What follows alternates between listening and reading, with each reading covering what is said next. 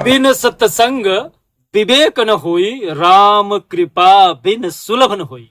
शनि महाराज 3 वरदान मेष राशि के जातक को 2026 में प्रदान करने जा रहे हैं। साढ़े साथी में शनि महाराज 3 वरदान देंगे, लेकिन राहु आपके लिए साथ ही साथ 3 अभिशाप लेके आएगा। जो लोग ये सोच रहे हैं कि क्या शनि महाराज साढ़े साथी में वरदान दे सकते हैं, जी हाँ, कुछ जगह पे देते हैं। ज्यादातर मैं हमेशा बोलता हूं कि शनि महाराज मेष राशि को दंड देंगे, क्योंकि मारक हैं, कारक नहीं हैं। लेकिन कुछ ऐसे वजह से, कुछ ऐसे दृष्टि पे प्रभाव पड़ने से जो 2026 में पूरे आपके लिए जहां जहां पे शनि प्लस देने जा रहे हैं, हम उस पर चर्चा करेंगे। साथ ही साथ राहु की जो कुदृष्टि है 5वीं, 7वीं और 9वीं, ये आपके लिए क्या लेके आए हैं 2026 पे, उस पे चर्चा करूंगा। तो कहीं मत जाइएगा, पूरा वीडियो को ध्यान से देखिएगा, बिना स्क्रॉल किए हुए, बिना स्किप किए हुए। जय श्री महाकाल। मैं राहुल तिवारी आप सभी का, आपका अपने इस चैनल में हृदय से स्वागत करता हूं।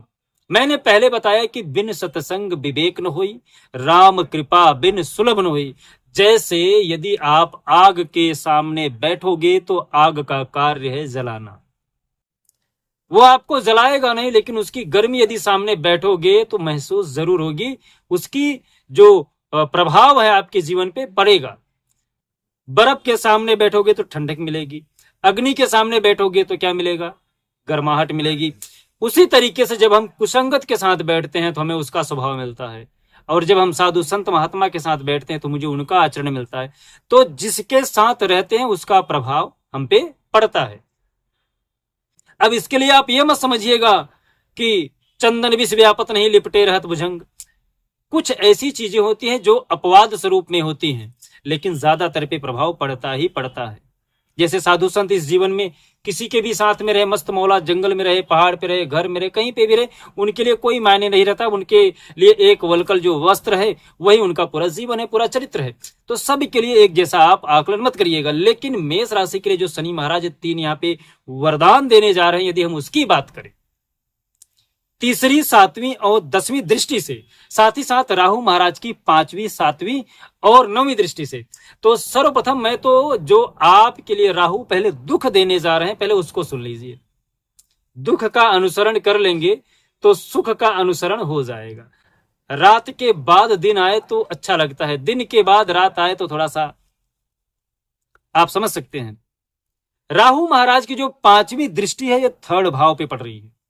तीसरा भाव जो रहता है वो आपके लिए उत्साह का रहता है, छोटे भाई बहन का रहता है, कहीं न कहीं सानिध्य का रहता है, कर्मचारियों का रहता है। जैसे आप लीडर हो और आपके नीचे जो कार्य करने वाले लोग हैं, तो जहां पे आप अनुशासन बता सकते हो अपना, उस जगह कहीं न कहीं मंगल स्वामी है उसके। राहु की 5वीं दृष्टि पड़ रही है, तो यहां पर राहु महाराज 5वीं दृष्टि से जल्दबाजी आपसे थोड़ा कराएंगे, और गलत कदम, भ्रम का छलावा, गलत निर्णय, 25,000 इन्वेस्ट कर दीजिए, 50,000 कमा लीजिए, रातों रात अमीर बन जाइए, रातों रात ऐसे हो जाइए, वैसे हो जाइए। इस चीज से अपने आप को बचाइएगा, राहु भ्रम क्रिएट करेगा। और ये जो मैं बता रहा हूं, ये आपको डराने के लिए नहीं बता रहा हूं। जरूरी नहीं है कि ये चीज आपके साथ हो जाए, जरूरी यह है कि आप उपाय कर रहे हो कि नहीं। यदि आप उपाय कर रहे हो तो आपके लिए कोई टेंशन लेने की बात ही नहीं है, कोई टेंशन नहीं है।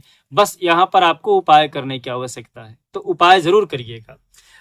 तीसरा बात करूं तो आपके लिए राहु महाराज की जो 7वीं दृष्टि है 5म भाव पे पड़ रहा है, जहां से आपके लिए प्रेम देखा जाता है, जहां से आपके लिए संतान देखा जाता है, जहां से आपके लिए पार्टनर देखे जाते हैं, जहां से आपके लिए हिस्सेदार देखे जाते हैं। राहु महाराज यहां पर आपका प्रेम बुद्धि में थोड़ा सा उलट फेर करेंगे ही करेंगे, और ये सब राहु की माया। जहां पर प्रेम मिलेगा वहां पर आपको प्रेम से ही क्रोध दिला देंगे। कुछ ऐसे शब्द बोल दोगे जहां पे आपके पति पत्नी के बीच में झगड़ा करा देंगे।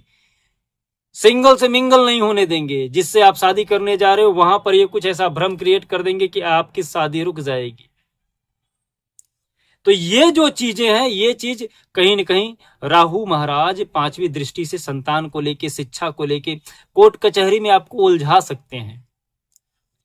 इनकी जो नौवीं दृष्टि है ये कुंडली के 7वें भाव पे पड़ रही है, जिससे कहीं न कहीं जो आपके अंदर रिश्ते हैं ना वो शक में बदल जाएंगे। 7वां भाव जो रहेगा वो आपके बिजनेस का रहता है, ये आपके लिए व्यापार वृद्धि में रहता है। तो वहां पर जो रिश्ते हैं, राहु आपके रिश्तों को, खासकर फैमिली पॉइंट पे आपको शक देगा, अविश्वास देगा, एक दूसरे के प्रति घृणा देगा। इस चीज को आपको थोड़ा सा अविश्वास नहीं करना है। शक की सुई ऐसी है कि लंका को जला सकती है। तो यहां पर शक आप मत करिएगा। पति पत्नी के बीच में, खासकर दाम्पत्य जीवन में इसका गहरा असर राहु देंगे मेष राशि के लिए। अब शनि महाराज के 3 वरदान की बात कर लेते हैं। शनि महाराज की तीसरी दृष्टि पहले तो कहां पे है? द्वादश भाव में है, एक्सपेंस के भाव में बैठे हैं। प्रथम चरण पे आपको 7.5 लगा के बैठे हैं। अब यहां पर 3rd हाउस पे जब उनकी नजर पड़ेगी तो 3rd हाउस मतलब आपका 2nd भाव। शनि की तीसरी दृष्टि जो है वो आपके दूसरे भाव पे पड़ रहा है। तो आपकी वाणी को लेके, धन को लेके, ब्लड रिलेशन को लेके, यहां पर आपके लिए शनि महाराज आपका जो धन अटका हुआ है उसको निकालने का थोड़ा सा आपको कार्य करेंगे। दूसरा, आपकी जो कड़वी वाणी रहेगी ना, इससे इंपैक्ट क्या पड़ेगा कि आप अनुशासन में रहोगे। लोग आपके साथ नहीं रहेंगे तो आपको ये पहले से मालूम है कि अब तो हमारे साथ लोग हैं नहीं, तो अपने आप को अनुशासन में रखोगे। कुछ भी बोलने से पहले 1-2 बार जब ठगे जाओगे तो ऑटोमेटिक, जब चोट लग जाती है तो आदमी कैसा डर जाता है। तो आपको जब चोट लगेगी अपनी वाणी से तो आप स्वतः ही अपने आप को कंट्रोल कर लोगे। मिला जुला के आप यहाँ पे कर्म सुधार की तरफ रहोगे, अनुशासन में रहोगी वाणी को लेके। तो शनि महाराज आपकी वाणी को शुद्ध करेंगे। बचत आपका कम हो सकता है, ज्यादा हो सकता है, ब्लड रिलेशन वाले आपको धोखा दे सकते हैं, लेकिन आपका जो जबान है वो थोड़ा सा यहां पर कंट्रोल में आ जाएगा, अनुशासन में आ जाएगा। कुछ भी बोलने से पहले आप सोचोगे जरूर।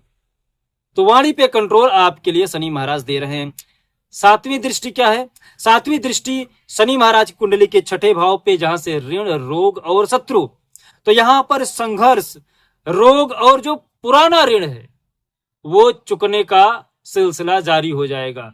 थोड़ी आपको समस्याएं होंगी चुकाने में, आप परेशान रहेंगे, लेकिन कहीं न कहीं जो आपके कर्जे हैं वो उतरते चले जाएंगे। आपको आभास होगा कि लोग मांग रहे हैं, तो चुकाने की नीयत से आप उनका जरूर सोचोगे कि मैं इनका चुका के अपना खत्म कर लूं। तो थोड़ी परेशानी आपको आएगी, लेकिन आप चुका दोगे। तो शनि महाराज दूसरा फायदा तो ये कर रहे हैं, कर्जा कम कर रहे हैं। तीसरा, 10वीं जो भाव पे शनि की 9वीं दृष्टि पड़ रही है वो आपके भाग्य को जागृत करेगा। फल थोड़ा सा देरी से मिलेगा, पर मिलेगा जरूर।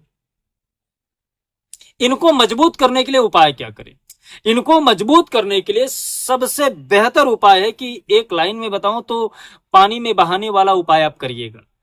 जब आप पानी में कुछ बहाने वाला उपाय करते हो तो उसका रिजल्ट बहुत तगड़ा आता है। मेष राशि के जातक 7.5 में शनि की दृष्टि से पूर्ण फल मिले, राहु का फल जो गलत है वो सुधर जाए, इसके लिए आपको जल में काला तिल, गुड़ हर सोमवार के दिन और शनिवार के दिन बहा देना चाहिए। साथ ही साथ आपको बजरंग बली की स्तुति करनी चाहिए, सुंदरकांड का पाठ करना चाहिए। और भी कुछ जानना है तो आप हमारे इस व्हाट्सएप नंबर पे हमसे संपर्क कर लीजिएगा। जय श्री महाकाल। आपका दिन शुभ हो, मंगल हो, स्वस्थ रहे, मस्त रहे।